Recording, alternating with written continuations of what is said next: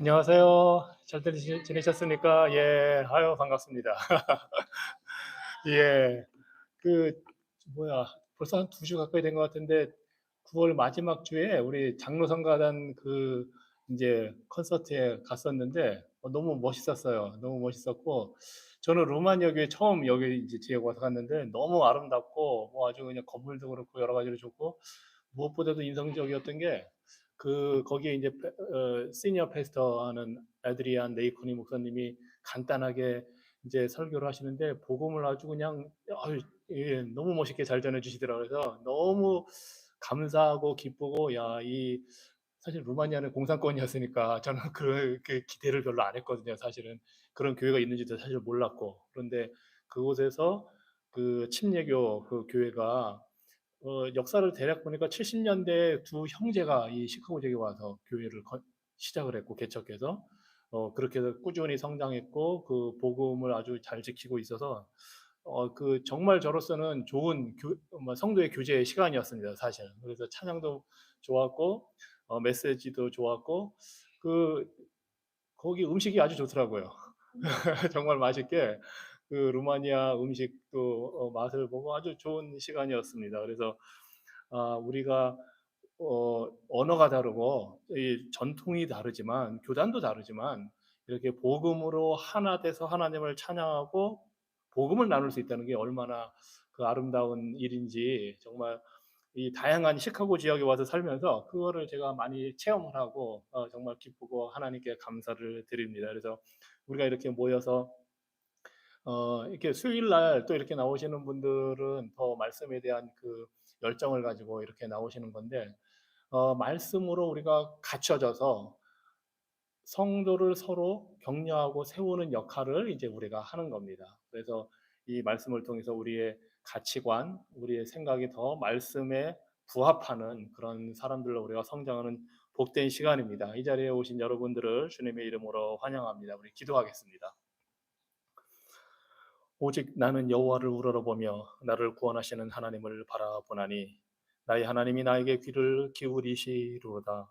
나의 대적이여 나로 말미암아 기뻐하지 말지어다. 나는 엎드러질지라도 일어날 것이요 어두운 데 앉을지라도 여호와께서 나의 빛이 되실 것이미로다. 아멘. 하늘에 계신 아버지 하나님, 만약 주님께서 우리의 모든 잘못을 기록하신다면 누가 주님의 그 거룩한 임재 앞에 설 수가 있겠습니까? 하지만 주님의 한없는 자비하심 속에서 우리에게 용서를 베푸심으로 우리가 주님 앞에 두렵고 떨림으로 나아갈 수 있게 하여 주시니 감사합니다. 우리의 구원자이신 예수님, 하늘 아래 우리가 구원받을 이름은 오직 주님밖에 없습니다. 우리를 위해 희생하신 그 사랑보다 더 큰 사랑은 없음을 우리가 고백합니다. 하지만 여전히 이 놀라운 은혜를 받고 살면서도 우리가 주님 앞에 게으르고 나태하고 우리의 관심사와 우리의 생각하는 것이 이 땅에 있는 것에 초점이 맞춰져 있음을 우리가 봅니다. 여전히 우리의 가장 큰 문제는 타락한 본성에 기반해서 하나님의 택함을 받은 백성으로 살기보다 세상에 있는 것, 우리의 육신의 정욕, 이생의 자랑, 안목의 정욕을 더 추구할 때가 있음을 고백합니다. 우리를 사로잡고 있는 그 악한 죄의 그 문제가 얼마나 심각하고 큰지 알지 못한 채 그저 우리가 구원받았다는 그 사실을 우리가 믿고 고백하면 된 그것으로 끝나는 것처럼 우리가 살고 더 이상 주님을 닮아가고자 하는 거룩함이나 성결함이나 성화되어 가는 것에는 별로 관심 없이 이 땅의 것으로만 우리가 바쁘게 살아갈 때가 있음을 주님 앞에 고백합니다. 자비하신 주님, 오늘도 우리의 마음과 생각을 주님의 말씀을 통하여 주님 앞으로 향하여 나아갈 때 우리의 발걸음을 인도해 주시는 주님의 그 거룩하신 빛을 우리가 구합니다. 우리가 걸어야 할 길을 말씀을 통하여 비추어 주시고 모든 삶의 영역에서 주님을 따를 수 있는 지혜를 우리에게 허락하여 주시옵소서. 성령 하나님, 우리 속 마음 가운데, 우리 속 심령 가운데, 속 사람 가운데 깊이 역사하여 주셔서 우리의 마음과 생각을 주의 말씀으로 빚어 주시고 우리가 말하고 행하는 모든 것이 주님의 영광을 드러내는 삶이 될 수 있도록 성령 하나님 우리 가운데 충만케 역사하여 주시옵소서. 그래서 우리의 삶이 주님의 은혜와 사랑과 진리를 증거하는 그런 삶이 되게 하여 주시옵소서. 우리를 더욱 주님의 진리의 빛으로 이끌어 주셔서 이 세상 속에서 그 주님의 진리를 두려움 없이 담대하게 증거할 수 있는, 나타낼 수 있는 그러한 사역자들 되게 하여 주시옵소서. 예수 그리스도 이름으로 기도합니다. 아멘. 찬송가 새 찬송가 370장, 통일 찬송가로는 455장입니다. 주 안에 있는 나에게 함께 찬양합니다.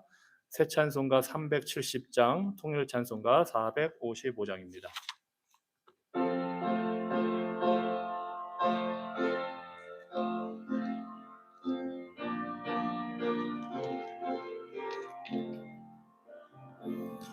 주 안에 있는 나에게 딴 근심이 있으랴.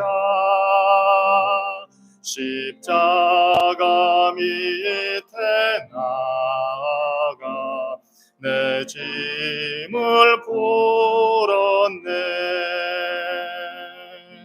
주님을 찬송하면서 할렐루야 할렐루야. 내 갈 길 멀고 험해도 나 주님만 따라가리. 그 두려움이 변하여 내 기도 되었고, 전날의 한숨 변하여 내 노래 되었네. 주님을 찬송하면서 할렐루야 할렐루야. 내 앞길 멀고 험해도 나 주님만 따라가리. 내 주는 자비하셔서 늘 함께 계시고 내 궁핍함을 아시고 늘 채워주시네. 주님을 찬송하면서 할렐루야 할렐루야. 내 앞길 멀고 험해도 나 주님만 따라가리. 내 주와 맺은 언약은 영불변하시니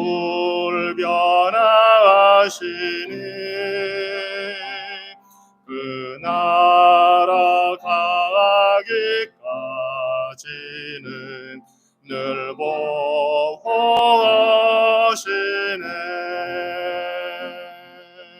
주님을 찬송하면서 할렐루야 할렐루야. 내 앞길 멀고 험해도 나 주님만 따라가리.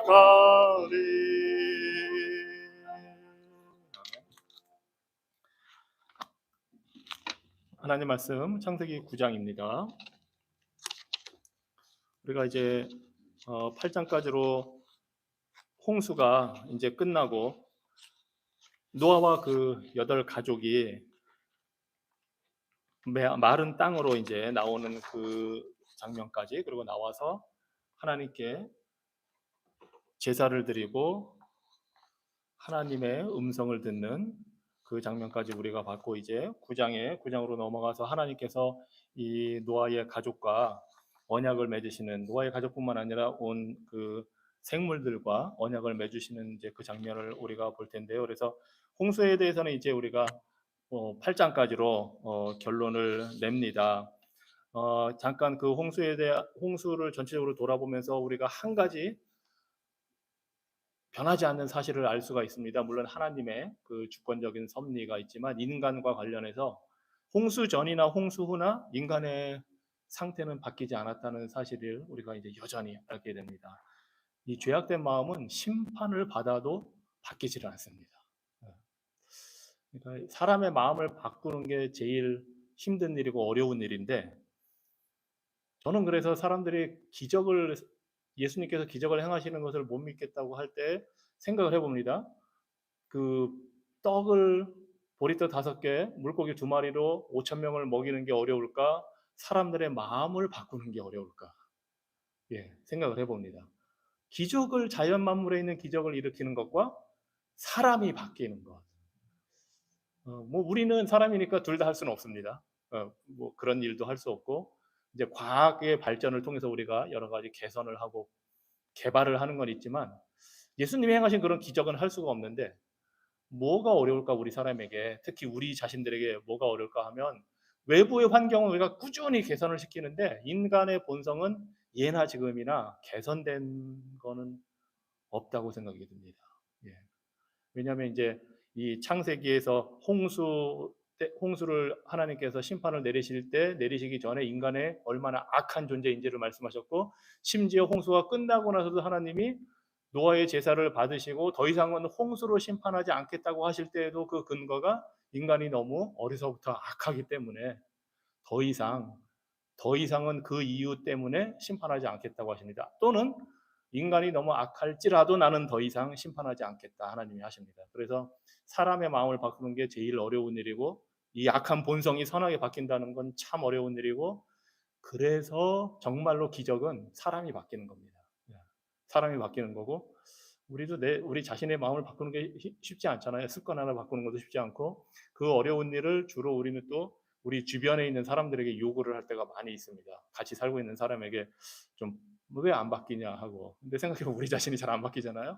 우리 자녀들에게도 계속 꾸준히 막 좋은 쪽으로 물론 바뀌라고 얘기를 하는 거지만, 그게 그렇게 쉬운 일이 아니죠. 그래서 우리가 바뀌는 건 참 쉽지 않은 일입니다. 그런데 이제 생각해 보면, 뭐 여러분들도 아시겠지만 동양이든 서양이든 막론하고 인간의 본성이 악한지 선한지 의견이 나뉩니다. 성선설이 있고, 원래 인간은 선하게 태어나는데 자라면서 환경에 영향을 받아서 나빠진다고 하는 게 성선설이에요. 동양에도 있고 서양에도 있습니다. 그리고 이제 성악설이 있습니다. 인간은 악하게 태어나서 교육을 통해서 다듬어져야만 좀 사람굿이라고 산다. 이제 이게 접근하는 방법이 다르겠죠. 성선설은 이제 환경을 개선시키는 게 더 주 목적이 되겠고, 이제 성악설에 의하면 이제 교육을 어떻게 철저하게 잘 시키느냐. 근데 두 가지만 있는 게 아니고 중간에 위치한 것도 있죠. 인간의 본성은 선하지도 악하지도 않다. 그냥 백지 상태와 같다고, 뭐 동양 서양 다 있는 사상입니다. 옛날부터 사람들이 인간의 본성에 대해서 생각을 했는데, 그래서 거기에 어떤 걸 심어주느냐에 따라서 인간이 선하게 성장할 수도 있고 악하게 성장할 수도 있다, 이렇게 합니다. 여러분은 성경을 볼 때 성경에서 가르치는 인간의 본성은 무엇이라고 생각하십니까? 성선설이겠습니까? 성악설이겠습니까? 성악설이죠. 왜냐하면 우리는 악하게 태어나기 때문에. 예외인 사람은 딱 2명 있습니다. 성악설의 예외인 사람. 예수님 이전에. 물론 예수님은 아담과 하와. 아담과 하와는 악하게 만들어지질 않았으니까. 예. 아담과 하와는 선하게 만들어졌는데 타락을 했고, 그 이후의 모든 인류는 악하게 태어납니다. 그래서 하나님의 이 진단이, 홍수를 끝내고 나서 하나님의 진단이 인간은 어려서부터 악하다 합니다. 뭐 그거는 뭐 이제 우리 다 자녀들 키워보셨을 테니까, 어릴 때는 정말 천사 같고 다 그런 말을 하지만, 사실 보면 이 아이들이 이제 뭐 1살, 2살만 돼도 본성이 나타나죠, 사실은. 예. 뭐 생존 본능이기도 하고. 그래서 인간은 악하게 태어나고 악하게 자라갑니다. 그래서 이제 사회에서 이 문제를 이 세상에 있는 문제들을 해결하기 위해서 성악설에 근거하느냐, 성선설에 근거하느냐에 따라서 여러 가지 처방을 다 내립니다. 정부나 사회학자들, 뭐 정치가들 다 처방을 내리는데 우리는 성경을 바탕으로 성악설입니다. 그렇다고 해서 인간이 선을 행할 수 없다는 건 아닙니다. 우리는 하나님이 주신 보통 은혜, 일반 은혜가 있기 때문에 모든 사람들이 어느 정도 선을 행하고 악한 경향이 있지만 그렇게 살아갑니다. 만약에 정말 다 모든 사람들이 악을 행한다면 하나님이 심판을 빨리 내리셔야 될 겁니다. 예. 홍수 때 심판 내린 이유가 너무나 악해서 폭력의 세상이 가득했기 때문에 하나님이 심판을 내렸고, 사실은 이제 우리가 오늘 볼 창세기 9장의 이 언약을 통해서 하나님이 은혜를 모든 사람에게 내려서 그 악한 본성대로만 행하지 않도록 하나님이 억제를 하십니다. 그래서 이제 우리가 살게 되는데, 그래서 정말 심판으로는 우리의 본성이 바뀌지 않고요, 심판이 아닌 우리의 본성을 바꿀 수 있는 다른 것이 필요합니다. 무엇이겠습니까? 궁극적으로는 심판을 통해서 바뀌지 않기 때문에 무엇이 우리에게 필요하겠습니까? 하나님의 사랑입니다. 하나님의 은혜가 우리 타락한 인간의 본성을 바꾸십니다. 그것이 은혜입니다. 근데 이것도 이제 좀 보면 단계가 있습니다. 하나님이 이스라엘 백성을 택해서, 이스라엘 백성을 사랑으로 택해서 계명을 주시고 말씀을 주시면서 그렇게 하나님의 뜻대로 살도록, 그것이 바로 선한 삶입니다. 하나님의 뜻대로 사는 것이 선한 삶인데, 했는데도 이 이스라엘 백성들은 실패합니다. 불순종을 계속합니다. 그 불순종의 대표적인 것이 우상 숭배입니다. 끊임없이 우상을 섬깁니다. 그래서 우리 인간은 종교개혁가 칼뱅이 말한 것처럼 사람의 마음은 우상 제조 공장이다 한 것처럼 끊임없이 우리가 악한 마음에서부터 우상을 만들어내서 우상을 섬깁니다. 그리고 요즘에는 세련된 우상을 만들어내죠. 왜냐하면 옛날처럼 보이는 형상으로 만드는 건 미개한 사람들이 한다고 생각했기 때문에 지금은 아주 세련된 우상을 만들어서 사람들이 누구나 다 우상인 줄 잘 모르는 그런 걸로 이제 우리가 그걸 섬기고 살아갑니다. 돈도 너무나 이제 사람들이 쉽게 알 수 있으니까 돈에 막 그 돈을 우상으로 섬긴다고 하니까 아주 이제 세련되게 사람들이 하는데, 그만큼 우리 인간 본성이 악하다는 걸 보여줍니다. 변함이 없습니다. 자, 이스라엘 백성도 실패합니다. 인간의 본성이 정말 바뀌지 않습니다. 그래서 하나님이 새 계명을 주어서 새 마음을 준다고 말씀하시는 겁니다. 성령께서 직접 우리 마음속에 역사하셔서 변화를 시켜주시고, 그렇게 하는 것이 예수 그리스도를 통해서 우리 변화된 마음에 구원의 은혜를 부어주신다고 하신 것이 구약의 다 약속이 예수 그리스도를 보내겠다는 메시아 약속입니다. 이제 구약은 다 그 예수 그리스도를 향하여 그렇게 가고 있습니다. 그래서 결국은 은혜로, 하나님의 사랑으로 우리가 바뀌게 됩니다. 예수 믿은 사람들은 그래서 본성이 악한 본성에서 예수 그리스도의 그 선한 성품으로 변화가 되어 가는 겁니다. 근데 이게 한순간에 이루어지진 않죠. 우리가 예수님을 믿을 때, 그래서 사도 바울은 옛사람이라고 표현합니다. 옛 성품을 따라 사는 사람, 또는 겉사람, 외적인 이 사고방식과 모든 그 원래 살던 대로 사는 사람, 그것과 새로운 사람, new person, 그리고 겉사람과 속사람, 옛사람과 새로운 사람을 대비해서 옛사람에서 새로운 사람으로, 겉사람에서 속사람이 변화된 것으로 발전해 나아가는 것을 성화라고 하고 예수님을 닮아가는 것이라고 합니다. 그것이 이제 악한 마음이 점점 더 변화를 받는 것이고, 그 출발점은 예수 그리스도를 우리가 믿을 때 하나님께서 예수 그리스도의 의를 우리에게 입혀주심으로써 시작이 됩니다. 시작이 우리를 하나님이 의롭다 하고 딱 인정해 주시는 것부터 시작을 합니다. 이게 이제 천주교와의 차이점입니다. 천주교는 시작할 때 하나님이 의롭다고 하시면서 예수 그리스도의 의를 주시는, 우리에게 부어 주시는데 죄를 지으면 그 의가 다 까먹게 된다는 게 천주교의 가르침입니다. 그런데 개신교에서는 우리는 아니다, 그리스도의 의를 우리에게 한번 입혀 주신 것은 그걸 덧입는다고 하거든요. 그 의 그대로 있고 우리 마음은 타락했지만 그 의로 인해서 조금씩 변화되어 간다. 업스 앤 다운스도 있고 성공할 때도 있고 실패할 때도 있는데 꾸준히 예수 그리스도의 의를 힘입어서 변화되어 가는 삶이 그것이 성화다 하고 개신교는 가르칩니다. 그래서 어느 순간 우리가 죽어도 천국에 갈 수 있는데 천국에 갈 수 있는 근거는 내가 뭘 잘해서가 아니고 예수님의 의가 우리에게 있기 때문에 예수님의 의를 힘입었기 때문에 덧입었기 때문에 우리가 어느 순간 죽든지 천국에 갈 수가 있는 겁니다. 그런데 이제 천주교의 교리에 의하면 내가 잘못할 때마다 그 의를 자꾸 까먹게 되거든요. 그러면 하나님 앞에서 우리가 받아들일 수 있는 의의 기준에 도달하지 못하니까 이거를 노력을 해서 극복을 하고 회복을 해야 됩니다. 그 방법이 성찬식에 참석해서 성찬을 먹을 때마다 그 의를 다시 회복하게 되는 거고 회개해서 이제 피넌스라고 하는데 그런 걸 해서 잘못한 거를 회복을 해야 됩니다.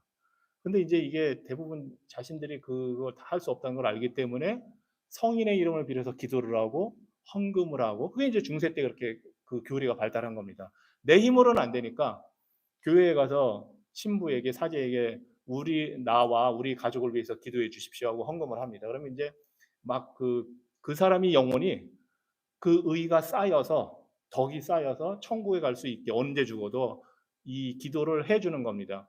근데 아무리 해도 잘 안 되니까 이제 그러면 더 많이 해달라.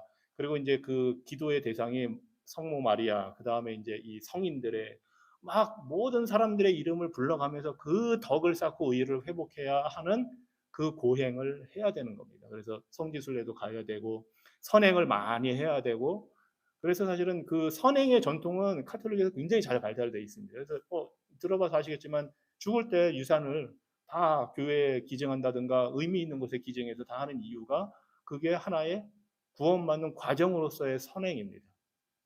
그 노력과 그런 거는 아주 가상하고 좋은 겁니다, 사실은. 그런데 이제 하나님의 구원의 은혜에 대한 이해가 잘못되어 있기 때문에 인간적인 노력을 그렇게 하는 거고, 근데 이제 개신교는 그게 아니고 예수 그리스도의 의 때문에 우리가 구원받기 때문에 믿을 때 그 의를 받아서 하나님이 우리를 의롭다고 인정을 했기 때문에 우리는 구원받는 거고, 이 세상 살 동안에는 루터의 표현대로 하면 우리는 한쪽으로는 의인이고 다른 쪽으로는 죄인인 이 두 가지를 그대로 갖고 갈등 관계 속에서 살아가는 것이 우리 성도입니다.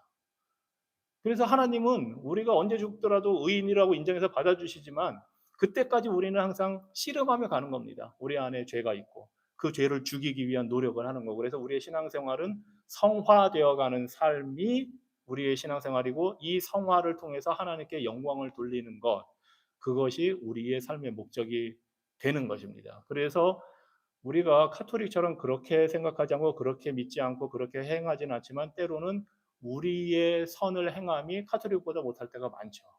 그 사람들은 잘못된 신학을 갖고 잘못된 교리를 갖고 하지만 열심히 하는 거고, 우리는 올바른 교리를 갖고 있지만 훨씬 못한 삶을 살고, 아이러니가 일어납니다. 사실은 카톨릭처럼 하는 사람들이 이 인류에는 전 세계에는 훨씬 많습니다. 유대인들도 그 생각을 비슷한 생각을 갖고 하는 거거든요. 지금도 유대인들을 만나서 랍비를 만나서 물어보면 그 카톨릭하고 의의 교리가 거의 비슷합니다. 내가 뭔가 하나님 앞에 인정받을 만한 그 수준에 도달하는 최대한의 노력을 해야 구원받는다고, 의를 인정받는다고 그렇게 생각을 하는 것이 유대교와 카톨릭의 교리입니다. 이슬람도 말할 것도 없고요. 그러니 전 세계 종교에 유대교, 카톨릭, 이슬람교 대부분이 그런 신학적인 생각을 가지고 신앙생활을 하는 겁니다. 뭐 물론 이제 불교, 힌두교 이쪽은 아예 신 개념이 다르니까 이제 제껴둔다 할지라도, 그런데 불교나 힌두교도 다를 건 없죠. 왜냐하면 자신들이 노력을 끊임없이 해서 성불을 하든가 안 되면 시주를 하고 불경을 외워달라고 하고 대신 헌금을 해서 그거를 자신들한테 그 혜택을 받게 해달라는 것이 이 불교, 힌두교의 또 교리이니까. 그래서 모든 종교는 그것을 목적으로 합니다. 칼빈이 인간의 마음이 우상 제조 공장을 했을 땐 단순히 형상 만드는 것 그런 차원이 아니고 바로 이런 종교 제도를 말하는 겁니다. 인간은 가만 놔두면 원래부터 악한 상태에서 태어났기 때문에 스스로 노력해서 구원받는 종교를 다 알아서 만들어서 그렇게 합니다. 세상에 있는 모든 종교가 그렇게 발전이 된 겁니다. 오직 성경에 있는 참된 종교만이 하나님의 은혜가 아니면 내가 구원받을 수 없다는 사실을 인정하게 됩니다. 그리고 그 믿음으로 의로움을 받는다는 것을 인지하고 믿고 고백하고 성화되어가는 삶을 살아야 한다는 것을 깨닫게 됩니다. 안타까운 것은 많은 개신교인들에게서 부족한 점이 무엇이냐 하면 예수님 믿으면 구원받는다는 것은 잘 알고 있는데 성화의 삶에 대한 이해가 너무나 부족합니다. 그래서 보장됐잖아요. 내가 노력 안 해도 믿음으로만 그리스도의 의를 힘입어서 구원받는다는 걸 믿으니까 언제 죽어도 천국 간다고 들었으니까 사는데 그 다음에 관심사와 목적이 하나님의 영광, 하나님의 뜻을 추구하는 것, 성화되어가는 삶, 선한 삶이 아니라 이 세상에서 내가 이제 하나님께서 주시는 이 땅에서 누리고자 하는 복을 받는 데에 초점이 많이 가 있습니다. 그래서 이제 육신적인 문제들 해결, 성공, 자녀의 성공, 뭐 이런 거, 병 고침에 대한 거라든지 주로 이런 데 관심이 초점이 거기에 가 있습니다. 흥미로운 거는 예수님을 누군지 제대로 모르는 상태에서 제자들과 모든 사람들이 따라갈 때 예수님을 찾아간 이유가 바로 그런 문제를 해결받기 위해서 찾아간 거였습니다. 살면서 닥친 문제들을 해결받는 것이 예수님을 찾아간 목적이었습니다. 그게 예수님 생애, 공생애 내내 그랬습니다. 심지어 제자들도 3년 동안 따라다녀도 왜 예수님을 믿어야 되는지를 잘 몰랐습니다, 사실은. 그리고 그들의 목적이 주로 당면한 현실 문제. 오늘날 이스라엘도 마찬가지지만 그 당시에도 이스라엘이 당면한 가장 큰 현실 문제는 정치적인 해방입니다. 지금도 전쟁을 계속하고 있잖아요. 왜냐하면 생존의 위협을 느끼니까. 그게 당면한 문제인데 2000년 전에도 이스라엘은 로마로부터 해방되는 것, 그래서 민족적인 자부심, 자긍심을 회복하는 것, 그게 유일신 하나님을 믿는 자신들이 지금 해결해야 될 문제라고 생각을 했고, 그래서 먹고 사는 문제, 다 이런 거에 초점이 있었습니다. 예수님이 부활하시고 오순절이 오고 성령이 임해서 예수님이 어떤 분인지를 바로 깨닫고 구약이 바로 예수님에 대한 것임을 알고 예수님을 구주로 구원자와 주인으로 믿고 난 다음에는 그 이후에는 그런 걸 구하는 일이 없습니다. 삶의 당면한 문제를 해결받기 위해서 예수님을 믿는 것이 아니라 삶의 당면한 문제가 해결되든지 안 되든지 예수님을 믿은 사람들은 예수님이 원하는 하나님의 뜻대로 살아갑니다. 그래서 기도 내용도 바뀌고 삶의 모습이 바뀌고 생각하고 세상과 관계를 맺는 방법도 바뀝니다.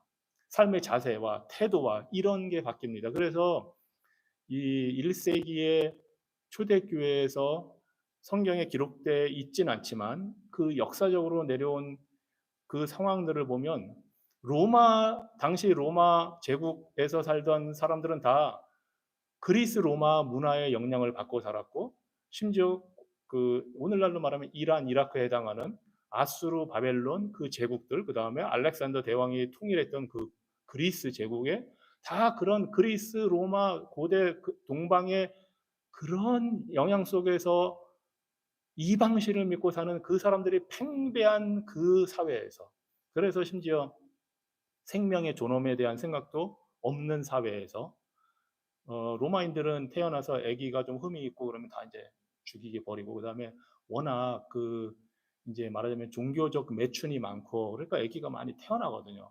그러면 그거를 그냥 아기들을 다 버린다고요. 예, 길에. 그리스도인들이 그런 아기들을 갖다가 키운 겁니다. 말하자면 입양해서 생명을 살리기 위해서. 그런 모습이 박해받는 그리스도인들 사이에서 이게 생겨나면서 로마 사회에 영향을 주는 겁니다.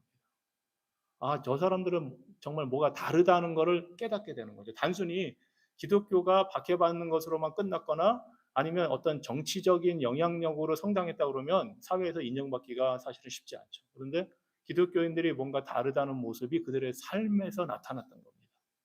기독교인들이 받았던 대표적인 오해 중에 하나가 뭐 예전에도 한번 말씀드린 것 같은데 하나는 무신론자였다는 거, 기독교인들이. 왜냐하면 그 당시는 다신론 세계인데 그것도 유대교는 워낙 전통이 깊으니까 이제 인정해 줬는데 유일신 사상이지만 기독교는 그리스도라는 사람을 섬기는 데다가 다신론을 인정하지 않고 황제도 인정하지 않으니까 유일신교인데 그 기독교인들을 박해하는 제목이 무신론이었습니다. 로마 사람들이 볼 때는 이건 무신론자들입니다. 두 번째는 기독교인들은 식인 습관을 갖고 있다. 성찬식 하는 것 때문에. 왜냐하면 이것이 내 몸이니 받아 먹어라. 이것이 내 피니 받아 마시라 하는 그거를 그냥 문자 그대로 소문으로만 들으면 식인.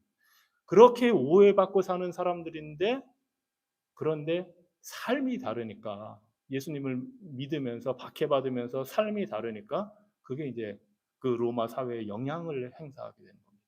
이것이 이제 그리스도인들이 그 초대교회가 살았던 삶이고 물론 이단도 많았고 타락한 장면도 많이 있었고 그래서 사도 바울이 항상 경계하는 것 중에 하나가 거짓 선지자들, 거짓 교사들, 거짓 스승을 배격하라는 걸 계속 강조합니다. 그거는 뭐 베드로 사도도 마찬가지고 사도 요한도 마찬가지고 그런 싸움을 영적인 싸움을 싸우면서 사람들의 그리스도인의 관심사가 변화되었기 때문에 현실에 당면한 문제를 해결받는 것을 복이라고 생각한 것이 아니라 그리스도를 닮아가는 것을 복이라고 생각했기 때문에 구원받은 그 자체가 복이고 그래서 언제 죽든지 그 박해받는 상황에서는 언제 죽어도 정말 거기서 만약에 살아남기 위해서 애쓴다면 다 도망갔어야죠 사실은. 그 사람들이 이 로마 제국의 영향력이 별로 미치지 않는 곳으로 도망갔어야 되는데 사막으로 가고 예수님 당시에 그렇게 했던 유대교의 한 분파도 있었습니다. SNF파라고 하는데 그 사람들은 어, 이 타락한 이스라엘의 현실 예수님이 오기 전에 주전 한 2세기 그때부터 로마가 와서 영향력을 행사하고 그리스의 영향을 받고 로마의 영향을 받고 에돔 사람들의 막 지배를 받게 되고 막 그런 갈등 관계가 되고 그러니까 아 우리는 이 세상 속세를 떠나련다 하고 사막에 가서 공동체를 만들고 거기서 구약 성경을 열심히 베껴서 보관하는 일을 했습니다. 그게 이제 쿰란 커뮤니티라고 하는 게 그런 파인데 그렇게 하는 사람들도 있었습니다 원래. 그러니 기독교인들도 박해받으면 이 세상이 싫으면 그렇게 할 수도 있습니다. 사막에 가서. 그런데 기독교인들은 그렇게 하지 않고 예수님 말씀대로 너희는 세상에 있다. 하지만 세상에 속하지는 않았다. 하지만 너희는 세상의 빛이다 있기 때문에 세상에 있으면서 하늘나라에 속한 자로서 박해를 받지만 변화된 삶을 살았습니다. 이것이 그리스도인들의 삶이고 우리가 이제 살아야 하는 삶이고 우리가 걸어가는 길인데 안타까운 건 많은 개신교회 성도들이 신앙인들이 이 부분이 너무 취약해서 교회에 다니고 하는 이 종교 생활은 어느 정도 하는데 삶으로 연결되고 삶을 통해서 하나님께 영광 돌리는 그 모습이 별로 없고 그게 없다는 걸 어떻게 알게 되냐면 교회 안에서 일어나는 문제들을 해결할 능력이 없어요. 성경에 있는 그 말씀의 가르침대로 교회 안에 있는 문제들도 해결하고 그러면서 성숙해가고 죄를 바로잡고 성도가 서로 위로하고 격려하고 때로는 권면하고 하면서 교회가 세워져 가야 되는데 그거보다는 그냥 서로 좋게 좋게 가자. 어, 그리고 현실적으로 특히 이민교회 같은 경우는 교회로서 기능과 역할에다가 세상에서 기대하는 역할, 사회의 사랑방 같은 이민사회의 사랑방 같은 역할을 기대를 하고 그것을 하기를 원하는데 그러다 보면 당연히 신앙을 갖지 않은 사람들도 오게 되죠. 예, 교회. 중요한 거는 신앙을 갖지 않은 사람들이 왔을 때 정말 그리스도인으로서 교회가 말씀 위에 온전히 세워져서 그런 사람들을 품어서 교회가 세상을 변화시키는 역할, 믿지 않는 자들이 왔을 때, 아, 뭔가 내가 영적인 부담감이 느껴진다 하는 느낌을 받으면서 올 수 있게 이게 변화가 되어야 되는데, 그렇지 못한 것이 현실적으로 너무 많이 있습니다. 이민교회뿐만 아니라 한국교회 현실도 마찬가지입니다.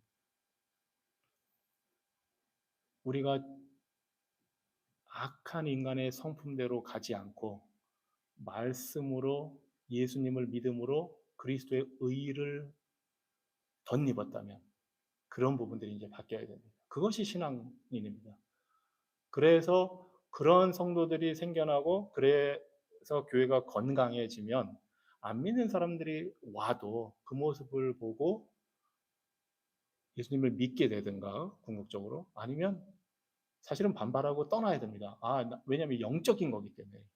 쿼바디스라는 영화가 바로 그런 걸 다룬 영화죠. 그 당시에 카타콤 지하 교회 그 초대교회에서 숨어서 막 그 예배드리고 하는 그 모습을 로마의 장교가 그 크리스찬 여인을 사랑하게 돼서 따라가서 이제 거기 가서 그 변화되는 장면 그게 그 코바디스라는 영화 아닙니까? 그건 하나의 상징적인 거지만 그런 게 교회 안에서 일어나야 되는데 외부인이 들어와서 아무 양심의 가책도 느끼지 않고 편하게 교회에서 예수님을 믿지 않으면서도 종교 생활하면서 다닐 수 있다면 교회는 빛과 소금의 역할을 못하는 겁니다. 그거는 그냥 종교 단체가 돼 있는 거고 교인들은 열심히 종교 생활은 하지만 성도는 아닌 겁니다. 그래서 예수님의 희생이 값싼 희생이 아닌 겁니다. 예수님의 희생은 그냥 누구나 와서 편하게 지내다가 세상에 있는 문제 해결받고 마음의 위로받고 그냥 이렇게 살라고 한 게 아니고 예수님께서 말씀하신 것처럼 십자가를 지고 나를 따르라. 세상이 나를 박해한 것처럼 너희를 박해할 것이다 했거든요. 그 말씀을 우리가 믿는다면 박해도 받아야 됩니다. 미움도 받아야 되고 예수님 때문에 우리의 잘못한 것 때문에 미움받는 게 아니고 예수님 때문에 미움받아야 되는데 세상으로부터 잘못된 행실과 모습으로 말도 안 되는 일로 미움을 받는다면 우리는 정말 잘못된 길을 가고 있는 거죠. 세상이 성도들을 두려워할 때는 성도들의 믿음이 초자연적이기 때문에 두려워합니다. 그런데 말하자면 상식을 뛰어넘는 믿음을 갖고 있을 때 이 세상은 두려워할 텐데 성도들 교회 다니는 사람들이 비상식적이고 몰상식적인 것을 믿음으로 포장하면 세상에 비웃음을 받게 되고 세상 사람들이 무시하고 미워하게 되죠. 우리는 비상식적이고 몰상식적인 것을 믿음으로 포장해서 사는 사람들이 아니라 정말 상식을 뛰어넘는 일들을 하나님이 하시는 체험을 한 사람으로서 그것을 믿음으로 받아들이기 때문에 사는 사람들이지 말도 안 되는 일로 지탄을 받는 사람들이 되어서는 안 됩니다.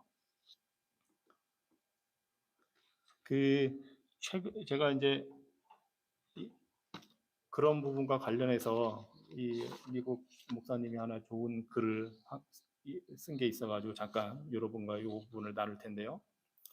복음과 우리 삶이 특히 이제 교회에서의 관계가 어떻게 되어야 하는지를 이제 다룬 글입니다. 복음 사역은 관계에 중점을 둡니다. 복음 사역에서 우리는 하나님과의 수직적 관계로 회복하고 교회와 세상 속에서 살아가는 방식을 변화시키는 그리스도의 그 복음을 선포하며 살아갑니다. 복음에 대한 단순한 지식 이상의 것이 우리에게는 필요합니다. 복음은 우리의 삶을 내면에서부터 변화시켜야 합니다. 복음은 하나님을 사랑하고 사람을 사랑하게 만듭니다. 주님은 우리와의 관계에서 당신이 맡은 부분을 충실하게 지키고 계십니다. 그분은 자신의 백성에게 변함없는 사랑을 갖고 계시고 항상 그들을 위해 일하시며 졸지도 않고 지켜보고 계십니다. 우리는 죄와 연약함으로 인해 떠날 수 있지만 주님을 떠날 수는 있지만 언제나 그분은 우리를 되돌려 놓으십니다. 주님은 선하시며 결코 우리를 실망시키지 않는 분입니다. 세상의 사람들은 우리를 실망시킬 것입니다. 왜냐하면 그들은 죄의 종이며 자신들의 욕망에만 집중되어 있기 때문입니다. 그런데 우리가 겪는 큰 고통은 그들 때문이 아니라 다른 기독교인들이 우리를 실망시킬 때입니다. 무심코 던진 날카로운 말들, 때로는 모임에서 배제되는 그런 상황, 또는 기분 좋지 않은 사람과 마찰이 일어나는 것, 이런 일들입니다.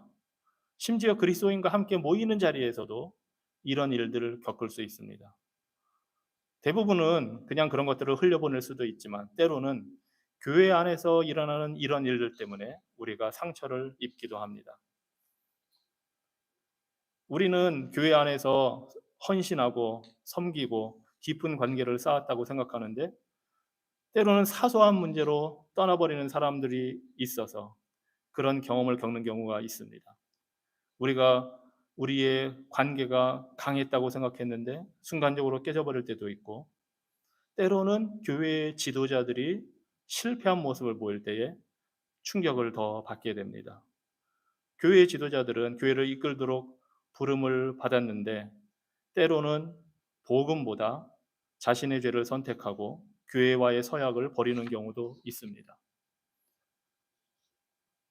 사실은 제가 구체적인 건 얘기를 안 하겠지만 최근에 미국에서 개혁주의 신앙을 갖고 훌륭한 역할을 하던 한 미국 목사님이 실족해서 이제 그게 문제가 돼서 지금 이제 좀 사실은 이슈가 되고 있어요. 그래서 그런 것과 관련해서 많은 개혁교회에 있는 성도들이 목사님들이 기도하면서 지금 그런 문제를 우리가 어떻게 이제 바라보고 극복하고 어떻게 회복시키고 어떻게 나아갈까 고민하는 과정에 사실은 이제 이런 글들이 나온 겁니다.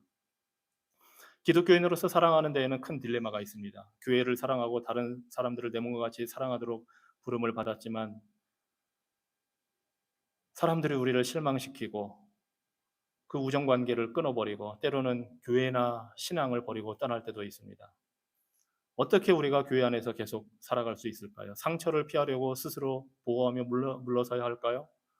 우리는 교회의 일원이 되어서 예배하고 교제하고 봉사하는 데 참여하기를 멈추지 말아야 합니다. 그것이 바로 예수님이 우리에게 명하시는 일입니다. 우리가 개교회에서 살아남고 번성하고 성장하는 유일한 방법은 예수님 안에서 무엇보다도 기쁨과 만족을 찾는 것입니다. 교회는 죄인들로 이루어져 있으며 그 안에는 우리 자신도 포함됩니다. 이것이 루터가 말한 대로 우리는 의인이면서 동시에 죄인이라는 의미입니다. 주님만이 제공할 수 있는 것을 사람들에게 기대하지 마십시오. 오직 주님만이 당신에게 변함없고 완전한 사랑을 주실 수 있습니다. 사람들은 당신을 실망시킬 것입니다. 어떤 사람들은 주님도 배반하고 당신을 배반할 것입니다. 이게 우리가 사는 세상입니다. 그러니 사람들에게 신뢰를 두지 말고 당신을 결코 실망시키지 않는 주님에게 신뢰를 두십시오. 혹시나 인간관계에서 기쁨과 행복을 찾고 있습니까? 심지어는 당신을 사랑하는 사람들도 결국에는 당신을 실망시킬 것입니다. 그들은 인간이기 때문입니다. 당신에게 무관심한 사람들도 많을 것이고 심지어 당신을 미워하는 사람들도 있을 것입니다. 인간 관계에서 만족과 기쁨을 찾으려 한다면 마음의 상처와 고통을 가져올 뿐입니다. 그 대신에 가장 중요한 관계는 주님과의 관계여야 합니다. 그 관계는 예수님 안에 있어야 합니다. 예수님만이 당신을 변함없이 사랑하시기 때문입니다. 예수님은 복음을 통해서 그 사랑을 우리에게 증명해 주셨습니다. 주님이 우리를 지키시고 돌보십니다. 주님이 우리를 완전하게 사랑하십니다. 예수님과의 관계를 통해서 우리는 다른 사람들을 그들의 부족함이나 죄에도 불구하고 사랑할 수 있습니다. 예수님이 우리에게 이러한 사랑을 보여주셨기 때문입니다. 우리가 죄인 되고 원수 되었을 때 예수님이 우리를 사랑해 주셨기 때문에 우리도 다른 사람들을 사랑하고 그 사랑을 보여줄 수 있습니다. 사람들에게서 만족을 찾으려 하는 것보다 예수님의 사랑에 집중할 때에 우리는 사람들보다 예수님을 더 추구하게 됩니다. 우리가 행복과 만족을 위해 인간관계에 초점을 맞출 때 사람들의 기분을 맞추려고 사람을 기쁘게 하는 자가 될 위험이 있습니다. 우리의 초점은 그리스도에 대한 복음적 순종에서 벗어나게 됩니다. 사람들을 기쁘게 하는 게 목적이 될 수 있습니다. 이것이 위험한 일입니다. 피해야 할 일입니다. 우리는 그리스도를 통해 다른 사람들을 사랑해야 합니다. 그래서 교회가 누구나 모든 사람들이 교회에 들어올 수 있고 교회는 환영하고 누구나 받아들이지만 사람들을 만족시키려 하고 기쁘게 함으로써 우리가 무언가를 이루려 한다든가 우리가 만족을 찾으려 하면 교회의 목적과 방향을 잃어버리게 됩니다. 그런데 은연중에 그렇게 되는 경우가 많이 있습니다. 이스라엘 역사를 보면 그런 일들이 너무나 많이 드러납니다. 이스라엘 백성들이 우리보다 아주 악한 사람이기 때문에 우상을 섬기고 하나님을 떠난 사람들이 아닙니다. 우리와 똑같은 사람들인데 그 사람들의 생각이나 논리로는 그때 그렇게 하는 게 더 좋아 보였기 때문입니다. 우리는 관계를 맺도록 만들어졌습니다. 이것이 우리가 창조된 본성입니다. 하지만 죄 많은 세상에서 살아가기 때문에 가장 중요한 관계는 주님과의 관계입니다. 그것이 가장 우선되어야 하며 그것을 통해서 다른 모든 관계에 선한 영향을 미쳐야 합니다. 우리는 예수님만이 줄 수 있는 것을 다른 데서 찾을 수는 없습니다. 혹시나 우리 행복을 어디에서 찾고 있습니까? 우리에게 자신감을 주는 것은 어디에 있습니까? 사람에게 있습니까? 아니면 주님에게 있습니까? 오직 주님만이 그렇게 하실 수 있습니다. 그래서 오늘 9장 1절부터 하나님이 언약을 노아와 맺으시는데 하나님이 맺으시는 언약에서 노아에게 요구하는 것은 따로 없습니다. 하나님이 관계를 일방적으로 무조건적으로 맺으시고 어떻게 하겠다고 말씀하십니다. 왜냐하면 우리 인간은 어려서부터 악해서 하나님과 1대1로 대등하게 언약을 맺을 만한 능력도 없고 자격도 없기 때문에 하나님이 먼저 사람을 대상으로 할지라도 일방적으로 주권적으로 무조건적으로 언약을 맺으십니다. 창세기 9장입니다. 1절부터 우리가 잘 아는 내용이기도 합니다. 보겠습니다. 하나님이 노아와 그 아들들에게 복을 주시며 그들에게 이르시되 생육하고 번성하여 땅에 충만하라. 땅의 모든 짐승과 공중의 모든 새와 땅에 기는 모든 것과 바다의 모든 물고기가 너희를 두려워하며 너희를 무서워하리니 이것들은 너희의 손에 붙였음이니라. 모든 산 동물은 너희의 먹을 것이 될지라. 채소같이 내가 이것을 다 너희에게 주노라. 그러나 고기를 그 생명되는 피째 먹지 말 것이니라. 내가 반드시 너희의 피 곧 너희의 생명의 피를 찾으리니 짐승이면 그 짐승에게서 사람이나 사람의 형제면 그에게서 그의 생명을 찾으리라. 다른 사람의 피를 흘리면 그 사람의 피도 흘릴 것이니 이는 하나님이 자기 형상대로 사람을 지으셨음이니라. 너희는 생육하고 번성하며 땅에 가득하여 그 중에서 번성하라 하셨더라. 하나님이 노아와 그와 함께한 아들들에게 말씀하여 이르시되 내가 내 언약을 너희와 너희 후손과 너희와 함께한 모든 생물 곧 너희와 함께한 새와 가축과 땅의 모든 생물에게 세우리니 방주에서 나온 모든 것 곧 땅의 모든 짐승에게니라. 내가 너희와 언약을 세우리니 다시는 모든 생물을 홍수로 멸하지 아니할 것이라. 땅을 멸할 홍수가 다시 있지 아니하리라. 하나님이 이르시되 내가 나와 너희와 및 너희와 함께하는 모든 생물 사이에 대대로 영원히 세우는 언약의 증거는 이것이니라. 내가 내 무지개를 구름 속에 두었나니 이것이 나와 세상 사이의 언약의 증거니라. 내가 구름으로 땅을 덮을 때 무지개가 구름 속에 나타나면 내가 나와 너희와 및 육체를 가진 모든 생물 사이에 내 언약을 기억하리니 다시는 물이 모든 육체를 멸하는 홍수가 되지 아니할지라. 무지개가 구름 사이에 있으리니 내가 보고 나 하나님과 모든 육체를 가진 땅의 모든 생물 사이에 영원한 언약을 기억하리라. 하나님이 노아에게 또 이르시되 내가 나와 땅에 있는 모든 생물 사이에 세운 언약의 증거가 이것이라 하셨더라. 아멘. 하나님께서 소망 없는 인류와 그 인류를 심판하지 않고 다시 새 삶을 주시겠다고 지금 이제 노아와 언약을 맺으십니다. 하나님이 주도적으로 이 언약을 맺으시고 하나님이 생명을 신성하게 여긴다는 것을 이 언약을 통해서 보여주시고 우리 역시 생명을 보존해야 하는 이유를 우리에게 알려주십니다. 이런 재난, 온 인류가 멸망당한 재난을 겪고 나면 트라우마가 얼마나 크겠습니까? 노아와 그 가족이. 언제 또 이런 재난이 닥칠지 모른다고 생각하면서 평생을 살아야 될 텐데. 미국도 9.11의 그 테러의 트라우마에서 굉장히 알게 모르게 사로잡혀 있고, 이스라엘의 전쟁도 계속 진행되는 거 보면 사람들이 말하기로는 작년 요맘때죠. 10월 6일 날 작년에 그 하마스가 공격해 들어왔을 때 거의 뭐 민간인들 800명, 900명이 죽고 그랬으니까 엄청난 그 정신적인 충격. 그거에 이제 영향을 받고서 이렇게 살아가고, 한국도 예외는 아니죠. 6.25의 그 충격. 그게 이제 한국을 여태까지 지배하는, 한국 사람들이 알건 모르건 느끼건 느끼지 않건 그걸 벗어나지 못하고 그 세계관에 갇혀 살게 되는데, 노아와 가족은 오죽했겠습니까? 인류가 다 멸망당하는 이 심판을 겪고 났는데 하나님이 이 생명을 또 언제 멸망시킬지 모른다는 두려움을 갖고 살 수밖에 없습니다. 인류가.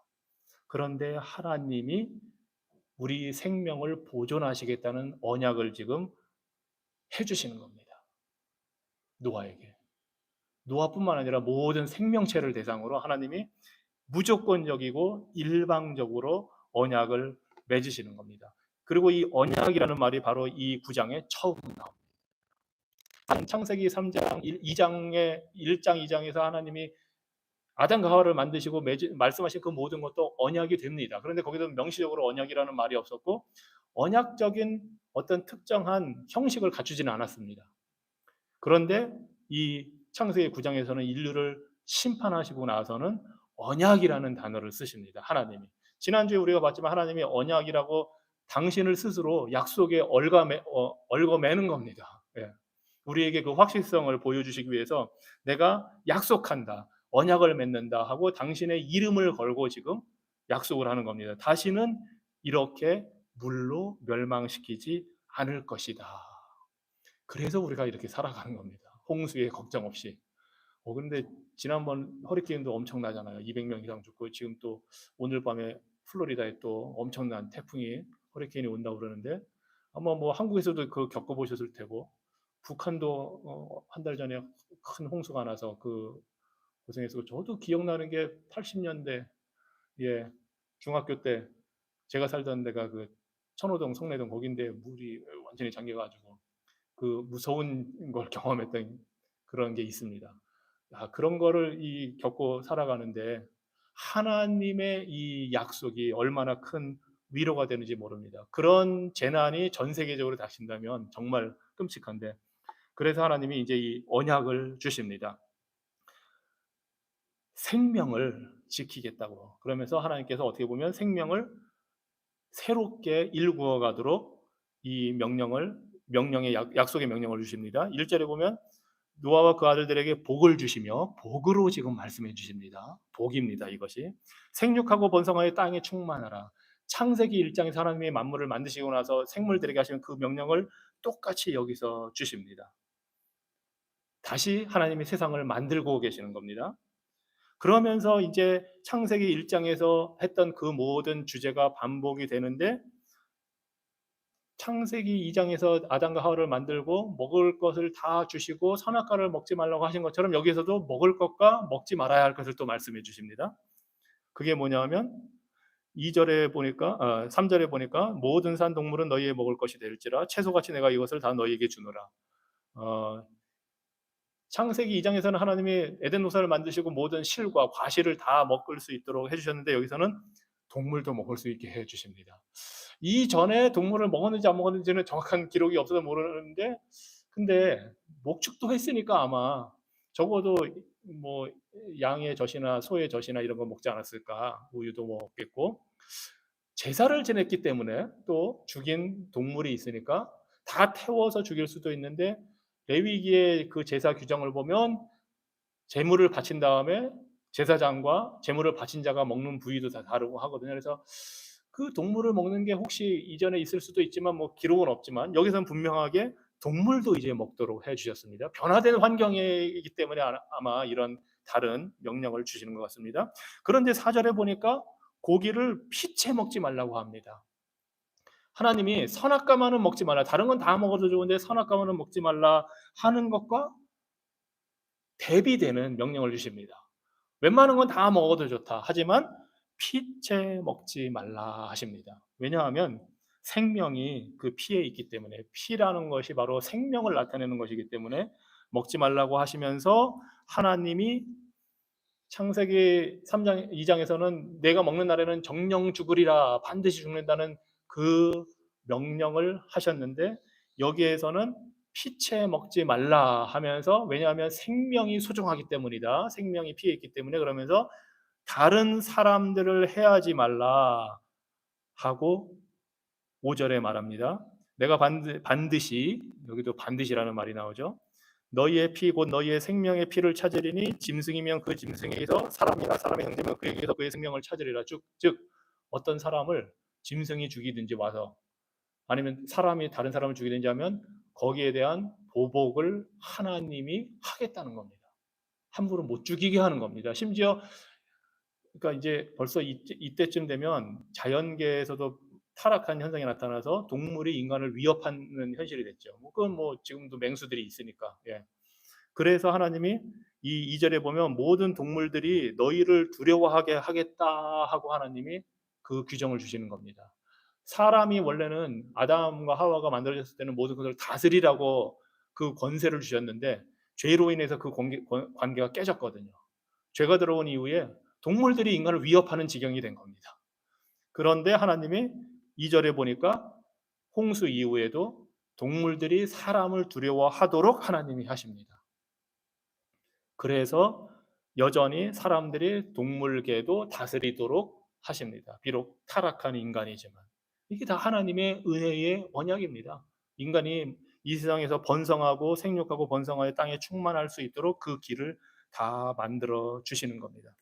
그러면서 6절에 다른 사람의 피를 흘리면 그 사람의 피도 흘릴 것이니 이는 하나님이 자기 형상대로 사람을 지으셨음이니라.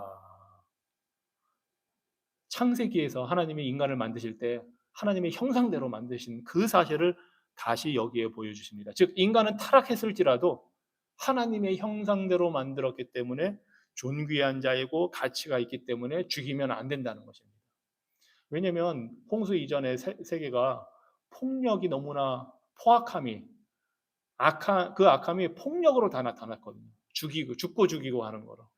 그 가인의 후손의 그 후손의 라멕, 경건한 라멕 말고 그 타락한 가인의 후손의 라멕이 자랑한 게, 내가 원수 갚는 거 70, 나한테 원수 갚으면 가인에게는 하나님이 7배 더하는 벌을 주겠다고 했지만 나는 70배나 77배나 되는 그런 벌로 하나님이 나를 보호해 줄 거니까 나는 내 마음대로 죽이겠다 하는 그 악함, 폭력성이 이 사회를 규정짓는 현상이었거든요.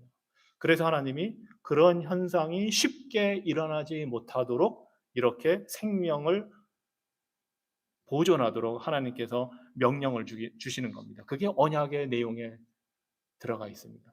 그리고 이 언약은 하나님이 지키겠다고 하십니다. 인간은 타락해서 서로 죽고 죽이고 하는 거지만 하나님이 억제를 하겠다고 하시는 겁니다.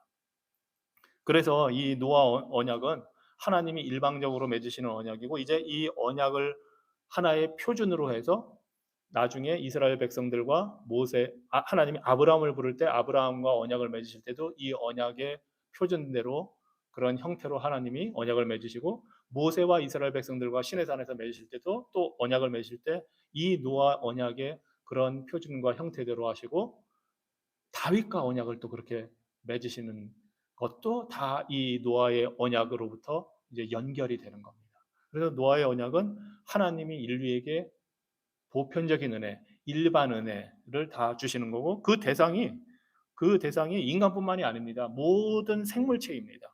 모든 동식물 다 포함이 되어 있습니다. 그래서 보면은 8절, 9절에 보면 내가 내 언약을 너희와 너희 후손과, 10절에 보면 너희와 함께한 모든 생물 곧 너희와 함께한 새와 가축과 땅의 모든 생물에게 세우리니, 언약의 대상이 이 모든 생물까지 포함하고 있음을 여기에서 보여줍니다. 방주에서 나온 모든 것 곧 땅의 모든 짐승에게니라. 하나님이 세운 언약은 인간과 모든 생물을 포함하고 있고, 그 언약의 표시로 주는 것이 무지개입니다. 그러면서 11절에 내가 너희와 언약을 세우리니 다시는 모든 생물을 홍수로 멸하지 아니할 것이라. 홍수가 다시는 있지 않을 것이다.